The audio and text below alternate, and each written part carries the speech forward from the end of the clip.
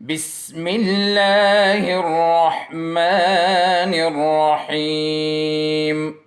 Bismillahirrahmanirrahim and Assalamu alaikum students. Welcome to second lecture of chapter number 4. आज के lecture में हम लोगों ने जो क्वेश्चन नंबर 5 हमारे पास रह गया था, 5, 6, 7 रह गए थे, वो हम लोग करेंगे आज.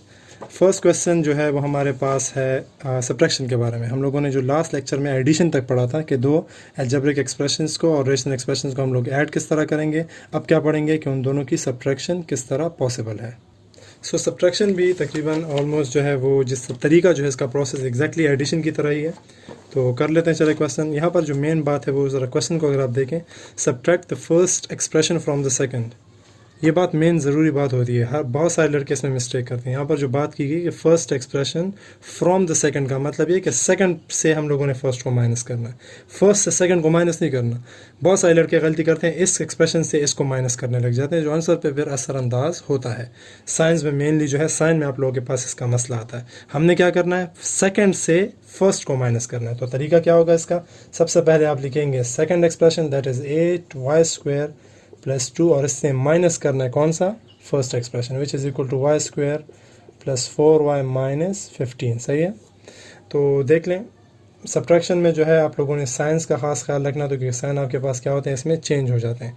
Minus plus minus y² minus plus minus 4y and minus minus becomes plus 15. सही है जी. तो यहाँ पर अब आप लोगों ने सिर्फ इस चीज़ का ख़ास ख्याल रखना होगा. आगे देख लें जो आपके पास सेम है, मतलब जिनके वेरिएबल्स और वेरिएबल और एक्सपोनेंट सेम है वो एक साथ कर लें. y² एंड वाले y² के साथ हो जाएगा. y का तो सिंगल टर्म है तो ये सिर्फ अकेला छोड़ देंगे, और जो कांस्टेंट नंबर्स हैं ये भी आप लोगों ने क्या करने हैं, एक साथ लिख लेने हैं. सही है. 8y² minus y² 7y², 4y will remain same and 15 plus 2 is 17 which is the required answer of this question. सही है जी. तो सेकंड से हम लोगों ने क्या करना है, फर्स्ट को सब्ट्रैक्ट करना, और ये आपके पास सब्ट्रैक्शन का तरीका हो गया. चले देखें इसके पार्ट नंबर सेकंड को. सेकंड पार्ट में हम लोग इसका सेकंड पार्ट की जगह हम लोग इसका थर्ड पार्ट करेंगे. सेकंड और फोर्थ जो है आप लोगों ने खुद करना है एज अ होमवर्क. ओके. तो देख लें. अच्छा, तो देख लें इसके एडिशन को, सब्ट्रैक्शन को. आप 1 डिवाइडेड बाई a माइनस 3 से हम लोगों ने माइनस करना है क्या चीज़, 2a. इस a में थोड़ा सा फ़र्क कर लेते हैं. 2a divided by a² minus and 9. ठीक है जी. तो हमने क्या करना है, इन दोनों को माइनस करना है. वही तरीका जो हमने एलसीएम के लिए पढ़ा था एडिशन में. एडिशन में जो एलसीएम का तरीका पढ़ा था वही यहाँ पर भी यूज़ होगा. 1 डिवाइडेड बाई a माइनस 3 अपनी जगह पर रहेगा, जबकि यहाँ पर आपके पास जो डिनोमिनेटर है ये आप क्या कर सकते हैं, फैक्टराइज कर सकते हैं. a² माइनस 3² लिख लें तो a² माइनस b² का आपके पास क्या बन जाएगा, फार्मूला बन जाएगा, विच इज़ क्या है आपको आई थिंक याद होगा, एक बार प्लस में मल्टीप्लाई बाय एक बार माइनस में. ठीक है जी. तो ये हो गया इसकी फैक्टराइजेशन. अब कर लेते हैं इसका एलसीएम.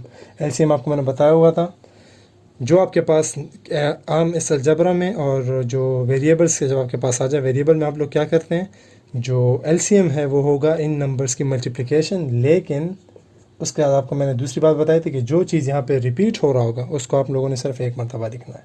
तो जो नॉन रिपीटिंग चीज़ें हैं उनको आपस में मल्टीप्लाई कर लें, यही इसका एलसीएम होगा. अब यहाँ देख लें फर्स्ट फ्रैक्शन में a+3 मौजूद है लेकिन a-3 मौजूद है लेकिन a+3 मौजूद नहीं है. तो a+3 कहाँ चला जाएगा, ऊपर वाले नंबर के साथ मल्टीप्लाई हो जाएगा. 1 multiply by a+3 and the next one is -2a. अब देखें यहाँ पर दोनों टर्म मौजूद है तो ऊपर कुछ मल्टीप्लाई नहीं होगा, 1 मल्टीप्लाई होगा. 2a मल्टीप्लाई बाय 1 से आपके पास क्या आ जाएगा, 2a दोबारा आ जाएगा. 1 multiply by a and 1 multiply by 3 and -2 अपनी जगह पे. यहाँ पर क्या आ जाएगा, अगेन इसको आप सब दोबारा अपनी उसमें चेंज कर लेंगे क्योंकि हमें ज़रूरत नहीं है इसको फैक्टराइज फॉर्म में लिखने की. a minus 2a minus a plus 3 divided by a² plus a² minus 9 which is the required answer of this question. सही है जी. तो ये हो गया आपके पास दूसरे का भी पार्ट कंप्लीट. सेकंड नंबर और जो फोर्थ पार्ट है आप लोगों ने खुद करना है सब्ट्रैक्शन का होमवर्क में. हम लोग चलते हैं थर्ड ऑपरेशन की तरफ which is multiplication of algebraic expression. अब वो किस तरह करेंगे. अच्छा जी. तो मल्टीप्लिकेशन क्वेश्चन नंबर 6 करते हैं. Simplify the following. यहाँ पर आपके पास ये जो डॉट है ये रिप्रेजेंट कर रहा है मल्टीप्लिकेशन. अच्छा, तो इस रेशनल एक्सप्रेशन को इस रेशनल एक्सप्रेशन के साथ हमने क्या करना है, मल्टीप्लाई करना है और फिर देखना है कि उसका आंसर क्या आता है. तो यहाँ पर आप क्रॉस भी लगा सकते हैं, क्रॉस ना लगाना चाहें तो भी कोई फ़र्क नहीं पड़ता इस पर. 4x minus 6 divided by x square plus x. अब सबसे जो मेन तरीका है इसमें अलजेब्रिक एक्सप्रेशंस को मल्टीप्लाई करने का, आपने इसको फैक्टराइज करना होता है। थोड़ा बहुत इसको फैक्टराइज कर ले, हो सकता है कहीं ना कहीं आपके पास कटिंग हो जाए, जो रह जाएगा वो बहुत आसानी से हो जाएगा। एक तरीका तो है कि 2x को 4x माइनस 6 से पूरा मल्टीप्लाई कर लें, फिर 6 माइनस 9 को x square minus plus x से पूरा का पूरा मल्टीप्लाई कर लें, तो सवाल काफ़ी लेंथी हो जाएगा। हमने क्या करना है, इसमें कोई ना कोई चीज़ कॉमन कर लेनी है। हो सकता है यहाँ पर कैंसिलेशन हो सकती हो, कैंसिलेशन हो जाएगी, जो रह जाएगा टर्म उसको मल्टीप्लाई करना बहुत आसान हो जाएगा। अगर आप यहाँ देख लें 2x तो अपनी जगह पे ऐसे ही छोड़ दें। नीचे है 6x माइनस 9, दोनों में अगर आप देखें क्या चीज़ कॉमन है, 3 कॉमन है। 6 जो है वो 3 के टेबल में आता है और 9 भी 3 के टेबल में आता है। यहाँ रह जाएगा 2x माइनस 3, सही है जी, मल्टीप्लाई बाय 4 और 6। 4x माइनस 6 में क्या कॉमन है, 2 कॉमन है, तो 2 बाहर कर लें, इधर क्या रह जाएगा 2x minus 3 divided by x square plus x, दोनों में x कॉमन है तो x बाहर कर लें, यहाँ क्या रह जाएगा x प्लस 1। क्लियर। अब देख लें 2x माइनस 3, 2x माइनस 3 क्या हो गया, दोनों कैंसिल हो गए। x क्या हो गया, कैंसिल हो गया। रह क्या गया, वो बहुत ही आसान टर्म रह जाता है, 2 रह जाता है, ऊपर भी 2 रह जाता है, 2 मल्टीप्लाई बाय 2। नीचे क्या रह जाता है, 3 मल्टीप्लाई बाय x प्लस 1, यहाँ पर इक्वल का निशान लगा दें, x प्लस 1। तो आंसर आपके पास क्या आ गया, 4 divided by 3 multiply by x plus 1। यहाँ छोड़ दें या फिर 3 को मल्टीप्लाई कर लें तो भी आपकी मर्ज़ी है। 3x plus 3 which is the required multiplication of the two rational expressions. Clear हो गई ये बात। यहीं पर आप लोगों ने इसी तरीके से करना है, जहाँ पर कैंसिलेशन हो सकती है आप लोगों ने फॉर्म करना है, ऐसे फॉर्म क्वेश्चन को इस तरह फॉर्म करना है कि उसमें कैंसिलेशन हो जाए, क्योंकि जो रह जाते हैं आपके पास टर्म उनको मल्टीप्लाई करना बहुत आसान हो जाता है। अगर यहाँ पर हम लोग डायरेक्टली मल्टीप्लिकेशन कर रहे होते हैं तो 6x माइनस 9 को एक्स स्क्वायर के साथ मल्टीप्लाई करते हैं, फिर एक्स के साथ मल्टीप्लाई करते हैं, बहुत लंबा एक्सप्रेशन बन जाता है, सब में कैलकुलेशन करते, आंसर स्टिल वही आता, यही आंसर आता, लेकिन टाइम बहुत ज़्यादा ले लेता। सही है जी। तो ये हो गई आपके पास मल्टीप्लिकेशन का मेथड। इसमें एक और पार्ट मैं कर लेता हूँ, अगेन 2 पार्ट्स आप लोगों का होमवर्क होगा। सो इसमें कर लेते हैं एक और पार्ट, क्वेश्चन नंबर 3 कर लेते हैं। अच्छा, इसमें सिर्फ 3 पार्ट्स हैं, इसमें सिर्फ और सिर्फ 3 पार्ट्स हैं, तो दरमियान वाले जो पार्ट है पार्ट नंबर 2 आप लोगों का होमवर्क है। पार्ट नंबर 3 मैं आप लोगों को करके दिखा देता हूँ। थर्ड पार्ट में भी आपको 2 अलजेब्रिक रेशनल एक्सप्रेशन दिए हुए हैं, हमने कहने क्या करना है, इसको मल्टीप्लाई करना है इन दोनों को। अगेन जिससे पहले आपको मैंने प्रोसेस बता दिया, क्या करेंगे आप लोग, किस ना किस तरह इसमें कोई ना कोई फैक्टराइजेशन करेंगे जिससे आपके पास कॉमन टर्म्स आ जाए, ताकि वो कैंसिल हो जाए और हमारे पास जो रिमेनिंग पार्ट है वो आसानी से आप लोग मल्टीप्लिकेशन उसमें अप्लाई कर सकें। सो देख लें इस सवाल को, यहाँ पर क्या कॉमन है, अगेन देख लें 3 कॉमन है, दोनों 3 के टेबल में आते हैं, 3 भी आता है 15 भी आता है, तो ये हो गया फर्स्ट इसमें फैक्टराइजेशन। नीचे आपके पास 2 कॉमन है, x माइनस 3 आ जाएगा। यहाँ पर गौर से देखें एक्स स्क्वायर माइनस 9 है, इससे पहले हम लोग कर चुके तो मैं डायरेक्ट कर लेता हूँ, एक बार प्लस में एक बार माइनस में, क्योंकि 9 की जगह आप 3 स्क्वायर लिख लेते हैं तो a square minus b square की जगह पर आप क्या लिख सकते हैं, एक बार प्लस में एक बार माइनस में। इस तरह नीचे 25 की जगह क्या लिख सकते हैं, 5 square, x square minus 5 square, तो एक बार प्लस में अगेन एंड एक बार माइनस में। अब गौर से देख लें कैंसिलेशन इसमें होती है तो कर लेंगे, नहीं होती तो नहीं करेंगे। अच्छा सॉरी, यहाँ पर 5 माइनस में लिखना, ठीक है जी, x माइनस 5। अब यहाँ देख लें x माइनस 5 एक ये रहा, एक ये रहा, ये कैंसिल हो जाएगा, x माइनस 3 ये रहा और ये रहा, ये भी कैंसिल हो जाएगा। जो रिमेनिंग टर्म्स है उसको देख लें, यहाँ 3 रह जाता है, मल्टीप्लाई बाय क्या चीज़ आ गया, x प्लस 3। सिमिलर इस केस में क्या रह गया था, 2 रह गया था, और इस साइड पे क्या x प्लस 5। तो अगेन अगर आप इस आंसर को यहाँ छोड़ दें तो भी सही है, या फिर इनको मल्टीप्लाई करते हैं तो भी सही है। तो मल्टीप्लाई कर लेते हैं, चले मल्टीप्लिकेशन से क्या आंसर आ जाएगा, 3 multiply by x 3x and 3 multiply by 3 is 9 and similar नीचे आ जाएगा 2x प्लस 10। सो ये दोनों आंसर्स आपके पास सही हैं जो आप वहाँ पर छोड़ सकते हैं, सही है। तो ये हो गया हमारे पास मल्टीप्लिकेशन के मेथड, 2 मैंने कर लिए, एक पार्ट आप लोगों का क्या हो गया, इसमें भी होमवर्क हो जाएगा। लास्ट ऑपरेशन जो हमारे पास रह जाता है वो क्या है, डिवीजन। सो अब किस तरह हम लोग करेंगे रेशनल एक्सप्रेशंस को डिवाइड। डिवीजन भी बहुत आसान है, डिवीजन के साथ ये जो मल्टीप्लिकेशन है को रिलेटेड है, तो आपको आसानी से समझ आ जाएगी उसमें। तो देख लें क्वेश्चन नंबर 7 को, अब हम लोग डिवीजन करते हैं। अच्छा जी, तो ये हो गया आपके पास term 2y minus 10 divided by 3y, इसको डिवाइड करना है किस पे, y माइनस 5 पे। तो अब इसको किस तरह करेंगे, इसको भी देख लें। इसको हम लोगों ने करना ये है, इसमें हम लोगों ने चेंजिंग करनी है। आप लोगों ने रेसिप्रोकल का वर्ड सुना होगा, हम लोग जब डिवीज़न को चेंज करते हैं मल्टीप्लिकेशन में तो सामने वाला टर्म क्या हो जाता है, फ्रैक्शन का जो ऑर्डर है न्यूमरेटर डिनोमिनेटर वो भी क्या हो जाएंगे, चेंज हो जाएंगे। तो वही टर्म वही चीज़ें यहाँ पर भी हम लोगों ने करनी है।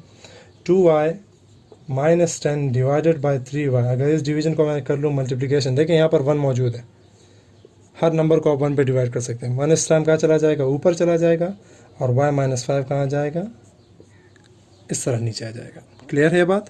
3y multiply by 1 divided by y minus 5 बन जाएगा अभी। अब यहाँ पर अगर कैंसिलेशन हो पाती, कैंसिलेशन करेंगे, आगे देख लें इधर 2y माइनस 10, इसमें क्या कॉमन है, 2 कॉमन है, यहाँ क्या रह जाएगा y माइनस 5, नीचे 3y अपनी जगह पे एंड 1 भी अपनी जगह पे, और यहाँ पर आ जाएगा y माइनस 5।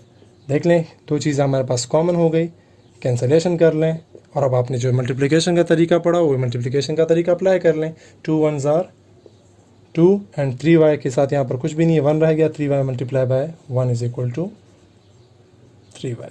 सो ये हो गई डिवीज़न का तरीका। डिवीज़न तो नहीं है, अलबत्ता हम क्या कर रहे हैं, डिवीज़न को चेंज कर रहे हैं मल्टीप्लिकेशन में, और फिर वही प्रोसेस मल्टीप्लिकेशन के जो हम लोग ऑलरेडी यूज़ कर चुके हैं वो यहाँ पर अप्लाई करके इसका आंसर मालूम करेंगे। सो ये हो गया फर्स्ट पार्ट। अब कर लेते हैं सेकंड पार्ट। इस पार्ट में आपके पास डिवीज़न और मल्टीप्लिकेशन दोनों मौजूद हैं एक ही क्वेश्चन में। तो हम लोगों ने सिर्फ जो डिवीज़न वाला टर्म है उसको चेंज करना मल्टीप्लिकेशन, और फिर सिंपल मल्टीप्लिकेशन इसमें हल कर लेनी है। p by q divided by r by q multiply by p by q. सही है जी, ये क्वेश्चन है हमारे पास। तो देख लें इसको, इस डिवीज़न को अगर हम मल्टीप्लिकेशन में चेंज कर लेंगे तो सामने वाला जो आपके पास क्या है फ्रैक्शन है वो क्या हो जाएगा, उसकी जो प्लेस है वो चेंज आएगी, डिनोमिनेटर न्यूमिनेटर में चेंज और न्यूमिनेटर डिनोमिनेटर में चेंज हो जाएगा। तो r बाई क्यू किस में चेंज हो जाएगा, q बाय r में, और मल्टीप्लिकेशन तो सिंपल अपनी जगह पे रहेगी। चलिए यहाँ भी क्रॉस लगा लें, सिर्फ समझाने के लिए लगा रहा हूँ, ये डॉट्स लगा सकते हैं आप। तो ये क्वेश्चन आपके पास बन जाएगा। अब क्या करना है, ऊपर ऊपर नंबर को मल्टीप्लाई, नीचे वाले को मल्टीप्लाई, लेकिन अगर इसमें कैंसिलेशन हो सकती है तो कैंसिलेशन करेंगे। यहाँ देख लें क्यू क्या हो जाएगा, कैंसिल हो जाएगा, बाकी कोई टर्म इसमें कैंसिल होता नहीं है। तो आपके पास क्या बन जाएगा, p multiply by p divided by q multiply by r। सही है, इसको क्रॉस बना लेते हैं ताकि x ना हो, x नहीं है, अच्छा क्रॉस मल्टीप्लिकेशन है। p multiply by p square and q multiply by r q r, ये क्या हो गया, इसका रिक्वायर्ड आंसर होगा। तो सिर्फ डिवीज़न वाइज टर्म को हमने क्या कर लिया मल्टीप्लिकेशन में, और फिर उसका जो सामने आपके पास फ्रैक्शन है उसकी क्या कर लेंगे, जगह चेंज कर लेंगे, न्यूमिनेटर डिनोमिनेटर में, डिनोमिनेटर न्यूमिनेटर में चेंज हो जाएगा। अब करते हैं इसका जो लास्ट पार्ट है डिवीज़न का, ये भी कर लेते हैं। इसमें हम लोगों ने अगेन दो रेशनल एक्सप्रेशंस को क्या करना है, डिवाइड करना है। दोनों दिए हुए हमें, सबसे पहले इसको लिख लेते हैं, फिर आपके पास जो फैक्टराइज हो सकते हैं फैक्टराइज करेंगे, और उसके बाद जो आखिर मल्टीप्लिकेशन के लिए रह जाएंगे उनको मल्टीप्लाई कर लेंगे। Divided by a minus 6 into a plus 4, division है डायरेक्टली कर लेते हैं, इससे पहले हमने ऑलरेडी किया हुआ है तो इसको डायरेक्ट कर लेते हैं। डिवीज़न किस में चेंज जाएगा, मल्टीप्लिकेशन में, और ये जो फ्रैक्शन इनकी जगह चेंज हो जाएगी, a माइनस 6 ऊपर एंड a माइनस 3 नीचे आ जाएगा। सही है जी। अब फैक्टराइजेशन देख लें, a स्क्वायर माइनस 9 क्या क्या लिख सकते हैं, 3 स्क्वायर, तो आपके पास बन जाएगा a square minus b square का formula, which is equal to एक बार प्लस और एक बार माइनस में लिख लेंगे। सो a plus 3 and a minus 3। नीचे आपके पास a माइनस 6 अपनी जगह पे, a प्लस 4 अपनी जगह पे, a माइनस 6 अपनी जगह पे एंड a माइनस 3 भी अपनी जगह पे रह जाएगा। तो कैंसिलेशन कर लें, a minus 3 a minus 3 a minus 6 a minus 6 रह क्या a प्लस 3 ऊपर रह गया, नीचे क्या रह गया, a plus 4, which is the required answer of this question. तो बहुत ही आसान है, बहुत ही सिंपल डिवीज़न के तरीके हैं। डिवीज़न को हम मल्टीप्लिकेशन में चेंज करेंगे, और फिर इसी तरह कटिंग वगैरह करने के बाद जो रह जाएगा उसको मल्टीप्लाई करके आंसर मालूम कर लेंगे। इसके साथ आप लोगों का जो पहला एक्सरसाइज है वो कंप्लीट भी हो जाता है 4.1, और यहाँ पर लेक्चर भी कंक्लूड कर लेते हैं। इंशाल्लाह जो नेक्स्ट लेक्चर है उसमें हम लोगों ने फिर 4.2 करना है, जो बहुत ही ज़्यादा एक आसान और सिंपल एक्सरसाइज है। तो इंशाल्लाह फिर अगले लेक्चर में डिस्कस करेंगे। तब तक के लिए इजाज़त दें, अल्लाह हाफिज़। अल्लाहुम्मा अंफ़अना बिमा अल्लमतना वअल्लिमना मा यंफ़अुना वज़िदना इल्मा।